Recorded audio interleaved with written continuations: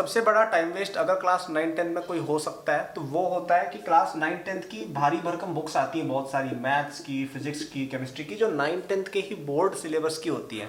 ठीक है, मतलब समझ रहे हो, मतलब 9-10 का ही उसमें मटेरियल होगा, लेकिन उसके अंदर इतनी मोटी बुक होगी, एक 11-12 की बुक से ज़्यादा मोटी, यूनिवर्सिटी लेवल की जो बुक्स होती है ना मोटी मोटी, वैसी बुक्स होंगी। और इनमें कर क्या रखा होगा, वही 9-10 की चीज़ें होंगी, लेकिन उसके अंदर जैसे एक चैप्टर है 100 एग्जाम्पल्स एक सेक्शन के, जैसे मुझे पता है एक मैथ्स की बुक है काफ़ी पॉपुलर है, नाम नहीं लूंगा, आप लोग गेस कर सकते हैं।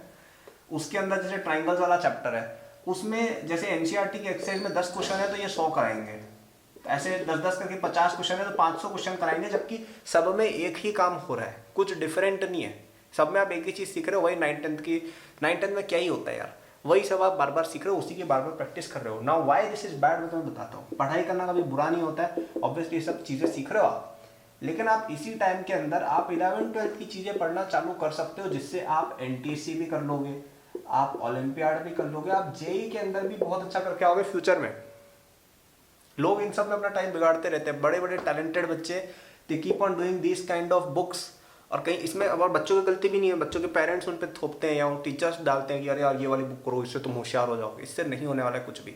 आपका 9-10 का बेसिक लेवल का काम हो गया, फिर सीधे आपको 11-12 की बुक्स पे जंप करना चाहिए। 11-12 चलो ठीक है, सीधे आईजेएस या एनटीएससी की प्रेप पर जंप करना चाहिए। इन सब चीज़ों के चक्कर में पढ़ोगे तो ये, इससे क्या मिल जाएगा, जैसे क्या कर लोगे, बोर्ड में 90% ले आओगे, क्या कर लोगे, इससे क्या मिल जाएगा तुम्हें, याद भी नहीं रहेगा। मुझे याद भी नहीं है मेरी 10th क्लास में क्या परसेंट थी, मुझे सच में याद नहीं है। हाँ ठीक है, हमारे टाइम सीजीपीए होती थी तो 10 थी, इतना याद है, लेकिन अगर तुम मुझसे पूछोगे कि मेरे हाफ ईयरली में क्या क्या परसेंट थे, या 9th में तो हमें परसेंटेज मिली थी राइट, 9th में मेरी कितनी परसेंट थी मुझे याद नहीं है, मुझे बिल्कुल याद नहीं। मुझे 11th की परसेंट भी मेरी याद नहीं है, 12th की परसेंट याद रह जाती है, क्योंकि यार वो एक ठीक है माइलस्टोन है, लेकिन वो भी इतना मैटर नहीं करता है। तो क्लास 10th के अंदर आप इतना पढ़ लो कि आप 90% ऊपर ले आओ, बस। ये सब किताबें विताबें करके कुछ नहीं मिलने वाला है आपको। इससे बेटर ये कि आप 11-12 की बुक्स पर ज़्यादा ध्यान दे सकते हो, एचसी वर्मा पर ध्यान दे सकते हो, या आप एनटीएससी की प्रिपरेशन कर सकते हो। एनटीएससी में मेंटल एबिलिटी आती है, सोशल साइंस वगैरह आती है, जो काफ़ी ज़्यादा डिफिकल्ट आती है राइट, उन पर ध्यान दे सकते हो, वो इससे बेटर है। सो एनटीएससी की कम से कम स्कॉलरशिप मिलेगी, एक अचीवमेंट मिलेगा राइट। या आप आईजेएसओ की तैयारी कर सकते हो या जेई की तैयारी कर सकते हो, तो ये करो, मेरी तो से ये सजेशन रहेगा।